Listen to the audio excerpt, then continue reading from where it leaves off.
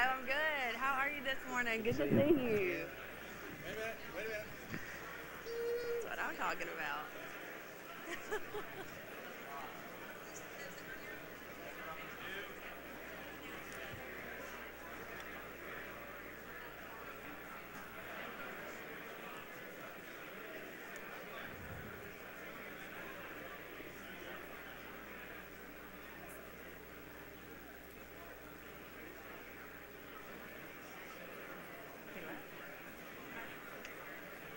It's four dichotomies.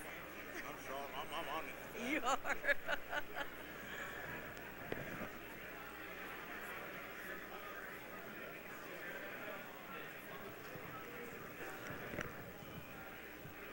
How are you? Good morning.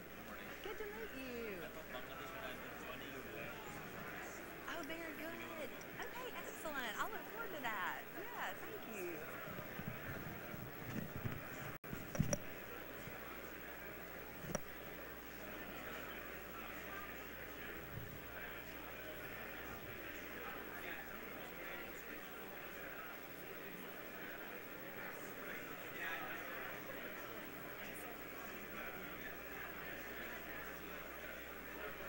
Okay, good morning, ACSC. How are y'all doing?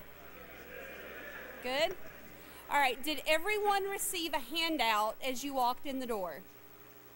Okay, if you did not, there's a couple stacks down here on the front of the stage. You're going to want one for the next presentation, so feel free to come down and grab one. Just a couple of admin comments before we get started. Of course, we've had the slides running in between all of the speakers, but we will have a band in here at Wood during the lunch break.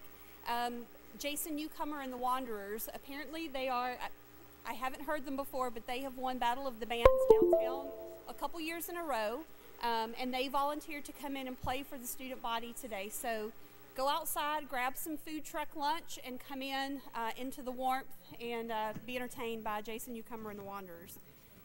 So without further ado, I'd like to go ahead and get started with our first lecture this morning in Wood.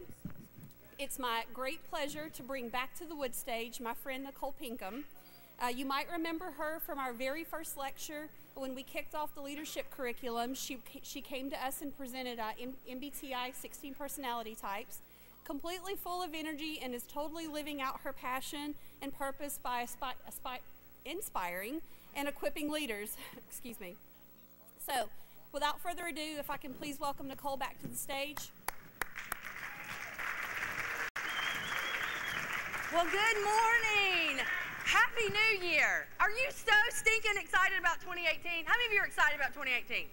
I love it. I am so honored to be on this stage. Every time I take this stage, I'm reminded of what a great honor it is for me to have the opportunity to speak to you, those who protect our nation, who change our world, and who lead the men and women that sacrifice so much each and every day. So thank you from the bottom of my heart. Today I want to talk to you about leading teams. But before I do that, let's go back to this 2018 thing.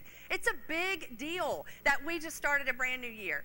And the power of your perspective this year is either going to determine great success and significance for you, or it will cause you to not live out that thing that you were created to do. You will not be as impactful if you don't choose to have a perspective that is excited and fun and full of joy and passion. So each year, at the beginning of the year, I create a word that I believe really will move me to greater places. Now, my leadership philosophy doesn't change. My leadership purpose, my passion, my why doesn't change. But this is a word that just ramps it up, that enhances it. So last year, my word was bold. I didn't believe that I was being bold enough in the things that I was doing and the projects that I was taking and the people that I was working with. And it was amazing what happened as I let that word bold guide me through the year. So then this year I've chosen my word, and I told somebody, I want you to know I do crazy stuff even with my family. So on the first day of January, we were sitting at a restaurant, and these are the words of all my family.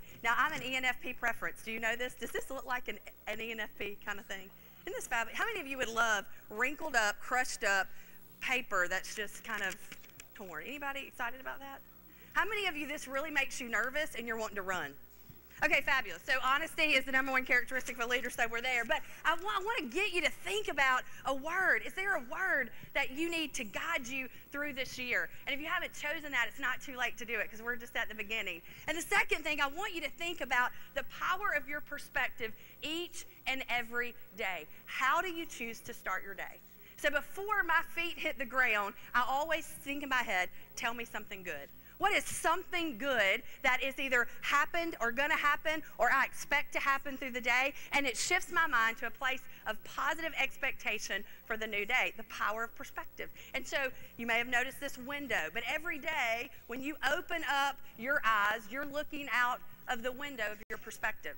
And there are 4 major panes as you've looked through the 16 personality types that you view that from, and there's great power in that perspective. And so today we want to talk through that.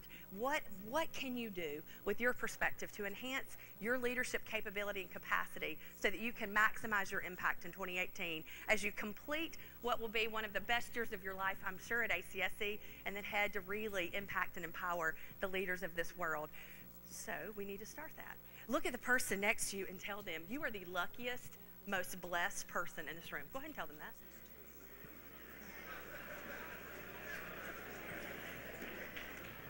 Now, every adult wants the question why answered. Now, I need you to tell them why. Tell them why they're the luckiest, most blessed person in the room. Tell them it's because you chose to sit by me. Go ahead and tell them.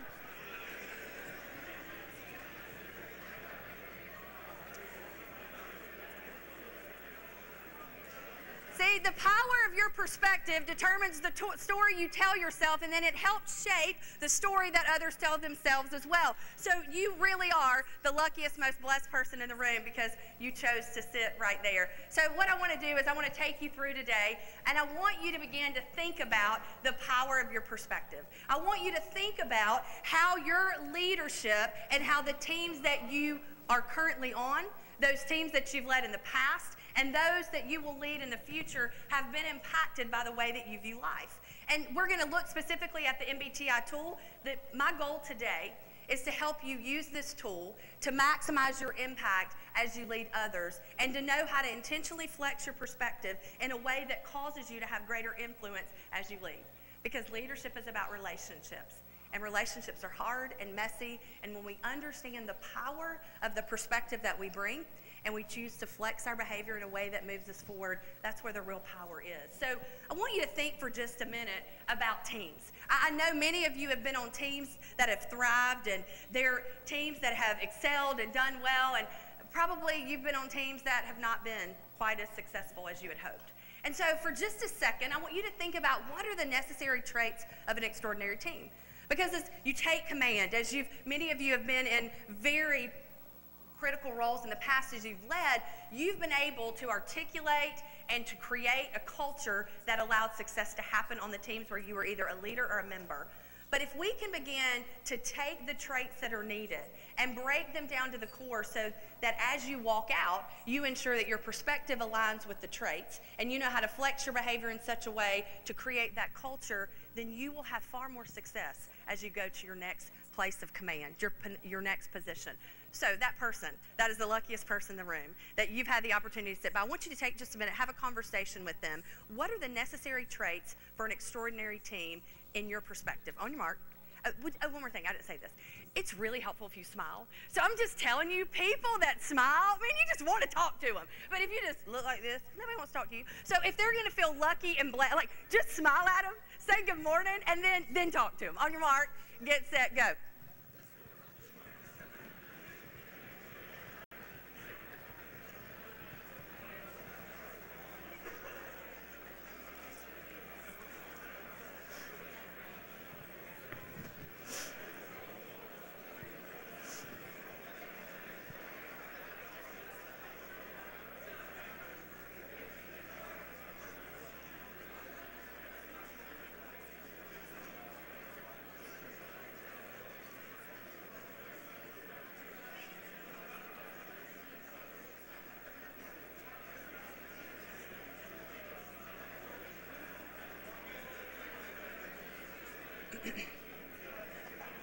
All right, right, so let's talk whole group. Tell me some things that you just heard said. If you'll just shout those out, I'll repeat those back. What are some traits of an extraordinary team? What is necessary for an extraordinary team to be created and to move forward? Trust. You heard it over and over again yesterday. Teams must trust one another. What else? Honesty. To be open and honest, to be transparent in the things that you say and what you believe. What else? Diverse. A diverse team, something that has diversity in thought, diversity in how they approach things, diversity in culture, diversity in personality preference. What else? Respect. That I respect you for who you are and what you bring, that your differences are not something that I look at as a negative, but I value them because of how when they're coupled with what we have together, it really creates something phenomenal. What else? Oh my God, yes, because love, that's my favorite. Okay, you get a gold star today. Okay, would you just throw a heart, make it beat, life will be good. Oh, like this is fantastic, yes. Like if you're not crazy, passionate, in love with the people on your team, it will be impossible for you to do the things that you were called to do with them. There are 3 questions that people always ask of a leader when they are leading a team. Do you care about me? Can I trust you? And can we make something really great happen together? And those are things that we know. Now, what's very interesting is that over and over again, we find that this number 5 continues to come up. If you've read 5 Dysfunctions of a Team, Lencioni says you've got to have trust, have the ability to have healthy conflict, have a real commitment to the team so that accountability can happen, that ultimately you can create great results. He wrote The Ideal Team Player in 2016, where he showed that really for us to be the ideal team player or the ideal team leader, you have to be humble in that you know who you are, you know your strengths, so you don't think less of yourself, you just think of yourself less often. And so it's this idea of not living in ego to the point that you use those strengths to think that you are more than you are, but you don't live in self-deprecation where you constantly are talking about how you're not that good at things, because nobody wants to have a leader that doesn't think they're good at it. So this idea of being humble is something that's really important for team members, being hungry for the mission and being smart with people. We've read and you've probably seen, again, the love piece, the respect piece, the diversity.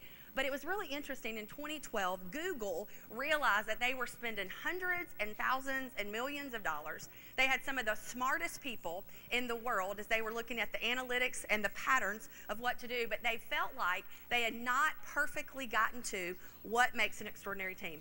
Has anybody heard of Project Aristotle?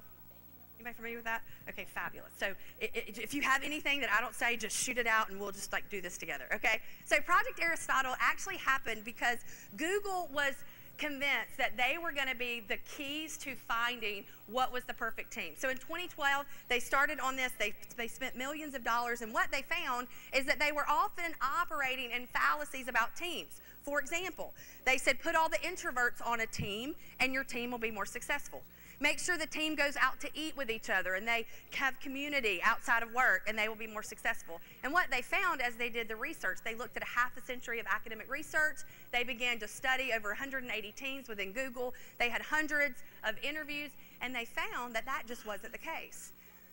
So the New York Times in 2016 released this article that showed their findings, and it was very interesting what they found. Now, Google loves patterns, and they're really, really good at patterns. And what they were finding is there were absolutely no patterns in what was needed for a team.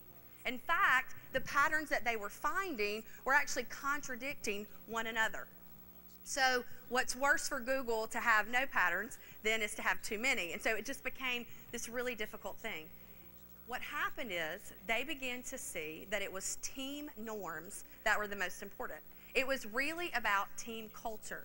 And if you were able to drill down, they were able to show that there were actually 5 things that were really important in order for you to have for a team to be what they called the perfect team. Now, I believe that people are always messy and can make mistakes. So I don't know that the word perfect is the best, but that's how they deemed it, the perfect team. And so here's what they learned. Number 1, people have to believe that they can depend on the team members that they're there. That team members get things done, they do it on time, and they meet expectations, they do it with excellence. That there's structure and clarity. And clear goals are defined, but not just that, they're measured, and people know the roles that they need to play on their team. So as you think about going and taking command, these 2 things work really well with what you're doing. Now, the next two are something that oftentimes in the roles that you play, you have to be intentional with. Number 3 is meaning. The work must have a significance, a personal significance to each person. When people wake up, they need to know that what they're doing matters. In fact, the research has shown that if you can have someone on your team that feels engaged with their work, you increase their productivity by about 45%. But if you can inspire them with meaning with their work, productivity increases by 125%. And then the next one is impact. The team has to know that what they're working on ultimately is to the greater good of the whole organization. So each and every day, as you walk throughout your role, no matter what it is, no matter what team, if you're going to have an extraordinary team, it is imperative that you link the taskers that are done to the overall mission and vision of what your military service is trying to accomplish. It allows us to believe we have impact. Now, what are we missing here? How many did I tell you there were? There are 5. And so I gave you 4, and these are really important, but it is not the most important. The most important thing that you must do is linked back to what you heard all day yesterday, which is you have to build trust. You have to build trust. Trust is the currency of leadership. The most important thing is psychological safety for a team. Amy Edmondson of Harvard Business School actually talked about this in 1999, and here's how she really defined this idea of psychological safety. It's where teams create a climate that's characterized by trust and mutual respect in which people can just be themselves. Now, when you learned your 16 personality type, you've got your paper in front of you. When you read that, do you just not get super excited? Like, do you read about you and go, I am fabulous? Okay, I hope. If you don't, then I'm going to ask you to start making some adjustments to the way that you're thinking. Because I read my preference, I'm like, that is fantastic. I love that that's how I'm wired. But I also can see the absolute beauty in the other 15 personality types. That's not my sweet spot. That's not my preference. And so how you begin to wire that and speak about that in your head is incredibly important. The other way that Amy just defined this idea of psychological safety is a sense of confidence that the team will not embarrass me, reject me, or punish me for just being me and speaking up. That's a really important thing. So if you think back to that team that you were thinking about just a moment ago where you thrived, I would guarantee that most of you would say, I got to be me, and yet people on that team cared about me, they loved me enough to not allow me to stay the same. They accepted me for who I was, but required me to flex my behavior in such a way so that I could be more, challenged me to be more than what I thought possible. And that's really what we're called to when we're leading teams. Our objective as a leader of any team is to create a sense of doing more so that the sum is really more than the parts. And that's what we're talking about. So Google's Project Aristotle that began in 2012, that was written about in 2016 and then again in Harvard Business Review a year ago, said really, if you want to have a team where the whole is greater than the sum of its parts, you've got to have people join in and speak up. That seems so easy. You've heard that over and over again. When you think about what you heard yesterday, it was about caring for your people, loving your people, having the ability to discern what they need at the moment that they need. But how do we do that? And the beginning of it is to know thyself. We heard that quote yesterday by Aristotle, which I love this. So if you go back and look at this, so Socrates said, know thyself. So when I know thyself, what does that mean? It means that I have the ability, using the MBTI as a tool, to articulate my strengths in such a way that I can share how I walk through uncertainties and lead the team well. But it also allows me to share my blind spots in a way so that I can talk about them without self-deprecating, and I can talk about how I flex my behavior to maximize the influence that I have and my ability to get work done. And the third thing, if I know myself, I have the ability, using the tool of MBTI, to talk in such a way about how I need to grow, how I need to change, and how I develop myself. Now, the thing that I love about these two quotes, though, so Socrates was the teacher of Aristotle. And Aristotle says, knowing yourself is the beginning of all wisdom.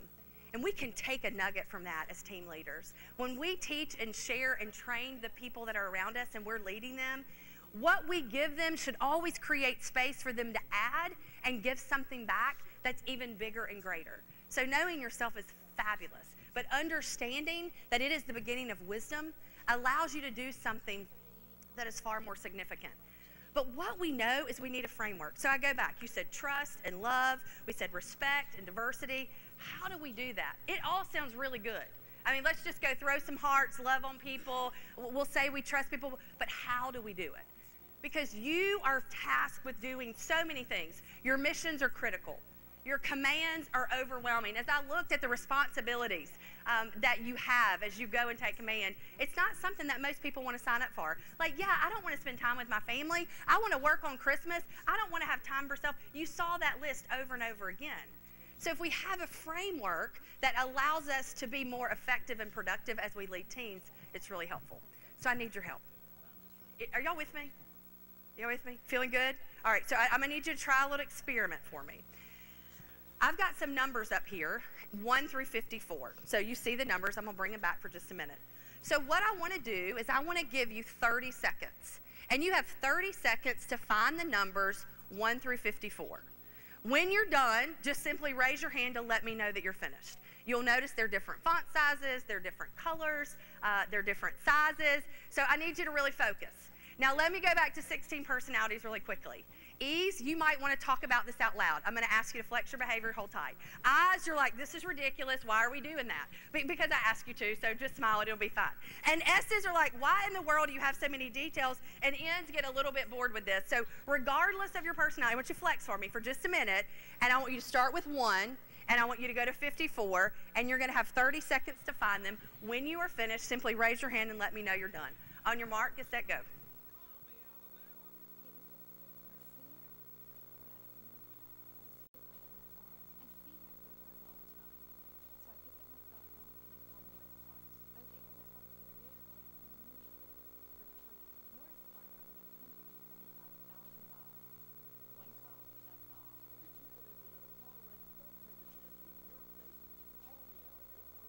Time. All right, I've got one person that finished. Is that right? Okay, so here's what I want you to do. Remember the person that's the smartest person in the room, the most blessed in the building? Just tell them what number you got to. On your mark, get set, go. Tell them what number. All right, give me some numbers of what you got to. Talk to me. 16, 14, 21, 12. How many of you got to 3? Fantastic. I'm excited about that. All right, so what if I showed you this, and I showed you that there's actually a pattern to what's happening up here. So if we, let me go back, excuse me. All right, so if we go back to this, and we see these numbers, and hold on, we're going to go one more. All right, so if I show you there's a pattern, 1 through 9, and you can see this very clearly. We start here, and in each quadrant, there is a number. At the end of 9, you go back and you start with 10. So take a look at that for just a minute. And now that you have a framework, you have a pattern, you have something to work with, I want to give you a chance to do it again. All right, so out loud, when I count to 3, tell me the number you got to. 1, 2, 3. Okay, so let me try that again. So there's a lot of people in this room, so when I say that, it should get really loud. So let's just have a little fun, real energy. Okay, when I count to 3, just tell me the number you got to. 1, 2, 3. Yes, thank you so much. Okay, so let's see if we can beat that time. Because what we're trying to do is to show that the power of our perspective, the ability for us to see things in the way that allows us to have a framework and a pattern, can really enhance our ability to lead teams. So here we go. On your mark, get set, go.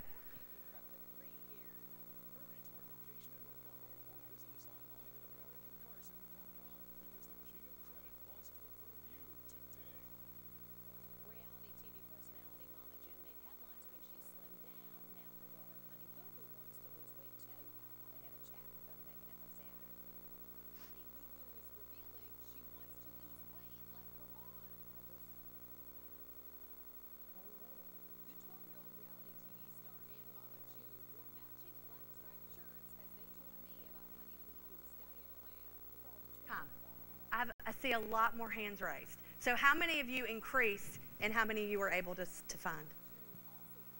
Fantastic. Look at the person next to you and say, I'm phenomenal. Just tell them. I am phenomenal. All right, so here's what we just proved. When we have a frame, y'all are still really wanting to tell them how phenomenal you are. I love it. Okay, so when we have a framework, when we have a pattern, it is far easier to create a mindset so that we can see how to be more effective. Your productivity, your efficiency increased because of what you saw. MBTI is the same way. So when we look at MBTI, we use this simply as a tool. I'm not saying it's the best tool. I'm not saying it's the only tool. But what I am saying is that I have found through my work that it is one of the most effective ways to begin the conversation. Because when I am able to articulate the patterns that I see in human behavior, it allows me to foster this idea of openness and trust. It gives me an opportunity to affirm with words that are objective those things that I do well, and those things that I have some blind spots on. It allows me to emphasize similarities, but also to really value diversity.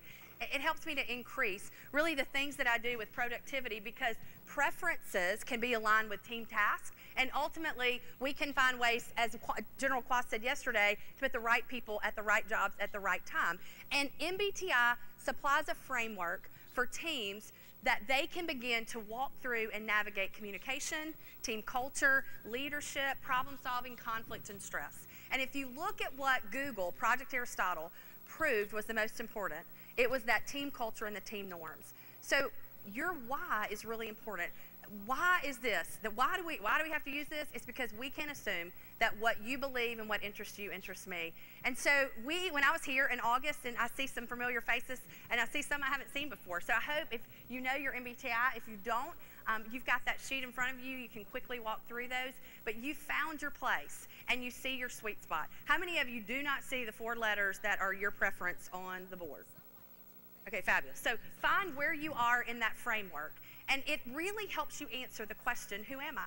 So why is that important? Why is this question, who am I, important? Well, it's because when you couple who you are with your why, with your leadership philosophy, with why you do what you do, to your direct reports, you're the most important leader. More important than any general that has been on the stage, more important than anyone who has taken command of the unit. When people report to you, you're the most important.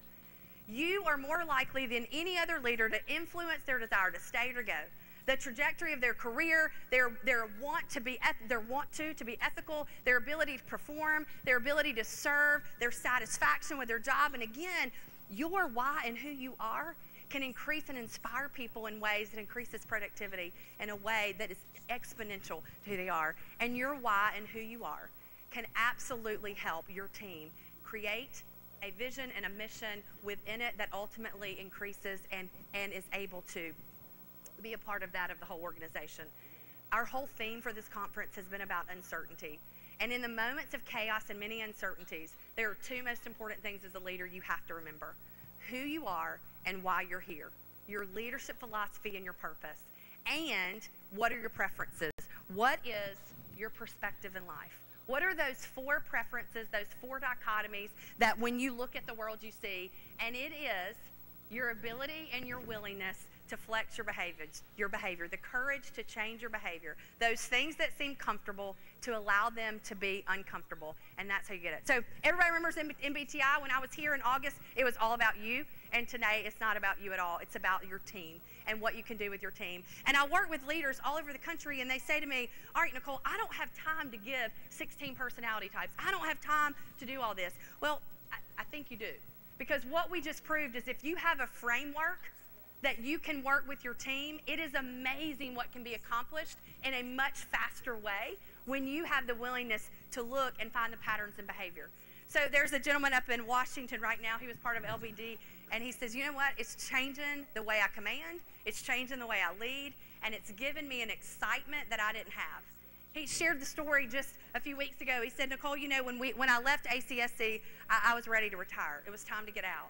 He said, but because I understand that there is a greater purpose and I have the ability and the tools to go out and to help people really know who they are, it has invigorated me to the point that I want to stay just a little longer. And that's what these tools are about. If you're going to lead teams, you're going to love your people, it's about helping them find that space so that they can become self-aware, so that you can leave your armed service better than when you got here. So let's think about team members. If you don't have time, or you're saying, you know what, I don't know that I want to immediately go in when I take command to do 16 personality types, what can I do? So we began to look at behaviors. So I want you to think about your seminar groups, your cohorts, the people that you've been in electives with over this last year.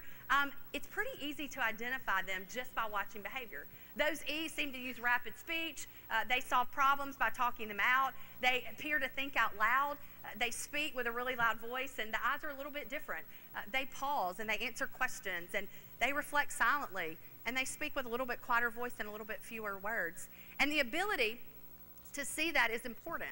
And so I want you to think about your preference, and I want you to think about the challenges you face when you lead that opposite. Because, see, your perspective matters.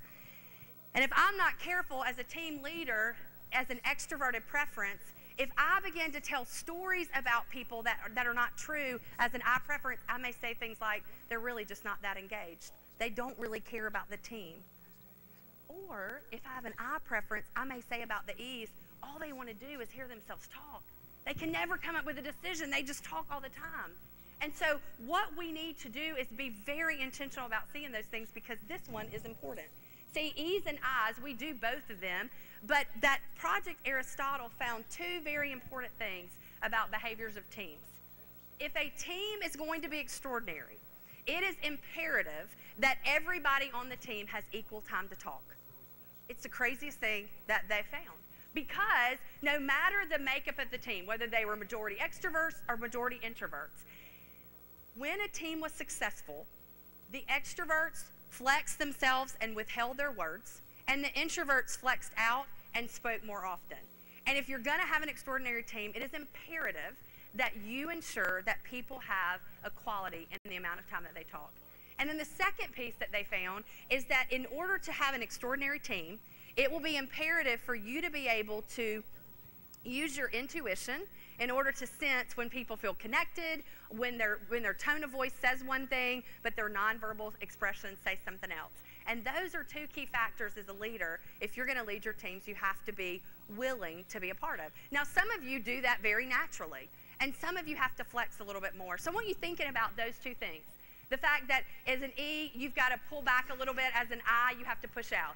As an S, you've got to be willing to look a little deeper, and it can't just always be it is what it is, but you've got to really begin to look at the stories that lay under that tone of voice and those nonverbals. And I want you to think about, what are your greatest challenges with those two? Because, see, your perspective, you look out one way, but it's going to be important for you to go to the other side of that frame and flex so that you can create space for people with different dichotomies. So thinking about those two, that person that you've been talking to, I want you to answer this question. What is the biggest challenge about creating space for your opposite preference? As a leader, as you lead teams, what is your greatest challenge for creating space for your opposite dichotomy? So look at the person, smile at them real big, tell them you're so glad that they're sitting by you, and share that. On your mark, set, go.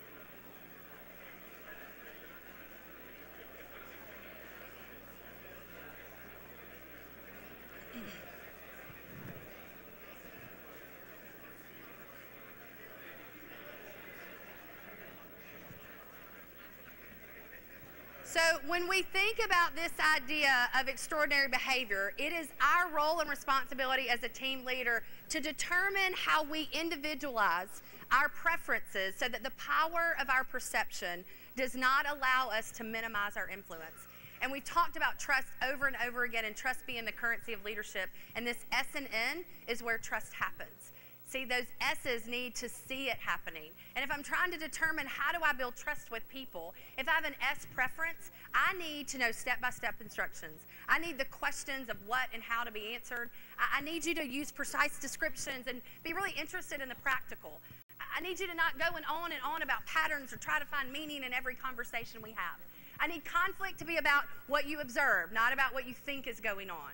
And if I'm an N preference, I need you to really look at the long-term impacts of the decisions that you make. I really, really need you to answer the question, why? Not because I'm trying to say that what you're doing is wrong, but if I can connect the why of what we're doing with that meaning and purpose of what I know that I'm called to, then it allows me to be more effective and find that meaning and safety. If I'm an N preference, I need you to talk about the possibilities and not say it is what it is and this is the way we've always done it. So if I'm going to build trust and I'm going to create psychological safety and impact, it's found in the S and the N preference. And wherever I fall in that dichotomy, it's imperative that I flex my behavior to the other side. So for you N preferences, you're going to talk about possibilities. You're going to give away and give insight and be able to use your intuition to see how people are feeling and what they're thinking.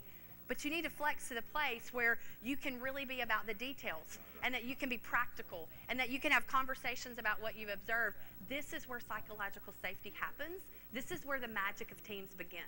But too often, when we have all the taskers on our list, when you've got people that are wanting your attention, it's really hard to focus in if we don't take time to create a plan prior to the craziness and chaos. And this not only goes with our work teams, but with our families, with our community teams, with the teams that we find ourselves on, just in other environments that we have. If we're going to be all that we're called to be and have the greatest impact on those that we've been called to serve and lead, we have to figure out what we need to do to flex our places in our lives so that we can have psychological safety and impact can be created. So when you look at these words, I want you to think about what resonates with you and think about how you as a team leader will create space for those other words to be a part and be appreciated in the teams that you serve. Because we all have S and N preferences, we all have them, but we have a preference for one over the other. And then we think about the T and the F. This is where decisions happen. How many decisions do you think we make a day? 35,000 decisions a day, right? About 35,000. Now that depends on who you read. Some people say up to 50,000 depending on the level of command that you have. But this is the place where when we are thinking through our teammates, we've got to figure out what's most important to them. So where are my T preferences? I remember last time there, where are my T preferences? Love it. Don't you just love when you get to make decisions and you get to watch people make decisions? They are logical, and when people are making decisions you're not sure about, you kind of test them, and you want to make sure you have competent people, and logic rules. I love T preferences. Now where are my F preferences? Okay, now don't you love it when people make decisions that allow harmony to happen, and you get to really see things that impact your world when your values are those things that are seen as you make decisions. And don't you love it when you see people that they care about those that they lead? Don't you love that? It's good stuff. So how hard is it when we come to the place of command to create space for both? Because there are times when logic must rule and people are thought about, but at this point, we've got to take it a different direction. And there are times when we can be really intentional about pushing the values out and connecting it back, but it's not easy. So when you think about your preference and you think about creating a space for those that you lead with your opposite preference, what is your greatest challenge? Why don't you take just a minute to think about that as a leader? So T preference, you make decisions one way, it feels really good to you. When it's done and you lay your head down at night, you know that you used logic and it was the best decision based on the information, the facts that you had. For your feeling preference, when you lay your head down at night, you need to know that the people that you lead were thought about, cared about, and that they were at the center of the things that were decided. So as a leader, what is your greatest challenge in creating the space for your opposite preference? Take just a minute. Find out what the preferences of that really lucky, amazing, blessed person is. Ask them what their preference is. And then talk about what you do to create that space. On your mark, get set, go.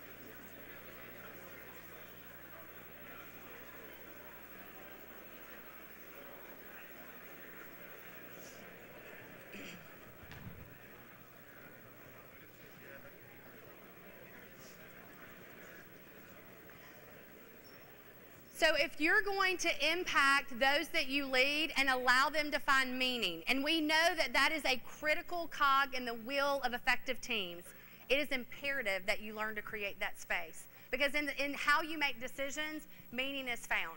And certainly as a leader, you will never be able to make decisions that all people love. However, you can create a space where they're both thought about. Because as a T preference, when we take in the F preferences, it creates a far more holistic decision. And as an F preference, if we always lay the logic on the decisions that we make, it certainly allows us to make the most holistic decisions. So when we think about T and F and those words associated with it, we have to be reminded that we have to use our head and our heart as a leader. We have to be personal while detached from those things. We have to critique and also be subjective. As a T preference, I would encourage you to lead with praise, and as an F preference, lead with critique. Because when you do that, you're flexing your behavior in a way so that you understand the power of your perspective. To be firm but fair, but always to guard your decisions so that mercy is there. And when General Quast yesterday talked about this ability to discern the human qualities that are within, this is where it begins in how you make decisions and articulate them in a way so that people are inspired by you and instead of simply having to follow your command. We do both, but we don't do them with the same ease. And the last one is the J and the P. And for me, this is the most fun because you guys live in this world right here. There are timelines and deadlines. It's structured and linear. Yet it's so much fun for me to work with those of you that find that your life looks a lot like the P preference. So the J and the P preference presents a lot of excitement as you think about dependability and structure. And so when you think through leading, how will you as a team leader ensure that you allow people to have the joy of closure and the joy of process? Now this is my favorite. Where are my joy of closure people? Like you love for things to be decided. You just get excited when it's done. Where are my joy of process? It's not about the decision. It's about the journey. It's amazing. And let me just say, as a leader, this will be one of the most difficult things for you to navigate. Because as a commander, if you make it too quick, you may have missed something. But if you hold it off too long, you may have caused something to happen that was not only the best for your flight and your command, but the best for our nation. So when we look at all of these things, here's what we've talked about. Your perspective with energy, your perspective with attention, decision, and work style. And you've got this house, and you've heard me do this before for those of you that heard my brief, but it's always a good reminder. If you're on the first and second floor, remember, you can go to those people's rooms at any time. If you're on the third floor, that third floor of the house, you need to make an appointment with those people. And if you're on the fourth floor, you need to make an appointment and call and confirm that they really want to see you about 15 minutes before you arrive. It's really important for you to understand that. And then if you're on the left side of this house, it's all about it is what it is. And then on the right side, it's about all the possibilities. And it's really important that when you look at where you are in that house, that you're communicating with people on both sides of that house. And then if you look at the outer two columns, the T preference, remember, you are objective in your decisions, but go inside into those middle two so that you can find the people that will allow you to put those personal values at work. And those people in the center with the personal values, never forget to apply that logic and to connect with the people on the outside. And for those of you that say, I hate being in a box and I don't like it, those of you on the second and third floor, those are your P preference, and you're constantly trying to fly out. Allow those J's to keep that structure for you. And every time you lead, every person that you interact with, quickly ask yourself the question, did they need to talk it out or think it out? Did they need to talk it out or think it out and think it through? And whatever your preference is, ensure that you provide space for the other. Do I need specifics or do I need big picture? What do they need and how will I provide space? Are the decisions of the people that I'm leading based on logical implications, or are they constantly thinking about the impact of people? And do the people that I lead, do they really have joy in closure, or is it joy in the process? Because see, whatever you prefer, your perspective is powerful. And each one of you have a hallmark. And so if you can begin to navigate through, and that's the handout that I gave you, it clearly outlines what it is that you do so well, and the perspective that you bring to the team, and the hallmark that you bring. And if you can learn about yours, but more importantly, if you can understand the hallmark of what each team member brings, you can maximize them in such a way that you can create something where really it is that the sum is greater than the parts. See, your perspective is powerful. Take a look at this. See, this person says they're 4. That person says they're 3. Who's right? They're both right. It's whatever side you're looking at. So your perspective is right, but so is the other side. And so it's our responsibility to see both, to appreciate both, and to value both. And there are a couple of lenses that you can see, and I want to show you this really quickly as I wrap up. When you combine these frames, these dichotomies together, we can learn even a little bit more about who we are. You see, STs, at the end of the day, you need things to be practical and matter of fact. And if you have an SF preference, you need sympathy, and you need to know that people are being friendly and meeting the needs of those you serve. And if you have an NF, whenever you finish the day, you want to have enthusiasm and you want to see insight. And NTs say, you know what? Logical and an ingenious decision is needed. We can couple these next two lenses together. So as we look at the pains, the IJ, the IP, the EP, and the EJ, that's called the orientation lens. Some of you in teams need autonomy. Some of you need connection. Some of you need flexibility. And some of you absolutely need resolution. Then you have the quadrant lens. You need the reflective and the practical, and some of you need the energetic and the imaginative. But you've got to know the lens in which you prefer so that you can create space for the teams that you have. And then each one of you, I want you to take just a minute. I want you to find your preference on this slide.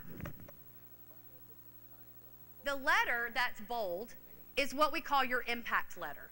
It is the letter that shows the preference that is your favorite. It shows the preference that is the one that is the most grown up, the one you enjoy the most, the one that you're really best at living out in your life. And so when you look at that preference, everybody got it? Does anybody not have their letter? Okay, so when you look at this, this is what you will create with team culture very naturally. If you have an S, your team culture will be realistic and down to earth. It will be dependable, and it will have structure and clarity. If you have an N preference, it will be a visionary type team culture, and the perspective will be discussed and talked about often. If you have a T preference, it will be very principled and fair. And if you have an F preference, if that's your favorite, ethical as well as compassionate will come through. And then finally, I want you to look at this one more time. I've given you a framework. We've talked through it. Do you think that you could do it a little bit faster now? The same is true with teams. When you have a framework and pattern with teams, you can know yourself and speak of it in a way that is much easier. You can lead your team and create space for them so that they can become more self-aware and they can grow and have a growth mindset. You can know your perspective and the power of it and then flex it in a way that creates space so that you are herding tigers and doing it well. But it doesn't matter your preference. Here's what I want to ask you to do. In all things, choose happiness. Shannon was up here earlier, and it's something that I always take with me. If you saw me yesterday, I just carried this bag. You too can have one. It says choose happiness. And so inside, when you open it up, the bag says smile. Is that not fabulous? How many of you want one of these bags? Fantastic. I got a few. But you know what? It does not take any money to choose happiness. It doesn't take a dime to smile. But what it does is create a team that believes that positive purpose is ahead. And as we started, and as you said so well, don't stop loving your people. Because no matter your preference, no matter your team culture, if people know that you care, if they know they can trust you, and if you move to action, it changes the world. So take your hands up, throw your heart, look at the person next to you and make it beat. Some of you are struggling, flex your behavior.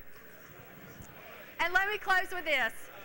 So my purpose today was to help you with perspective. So I would like for you to do one last thing.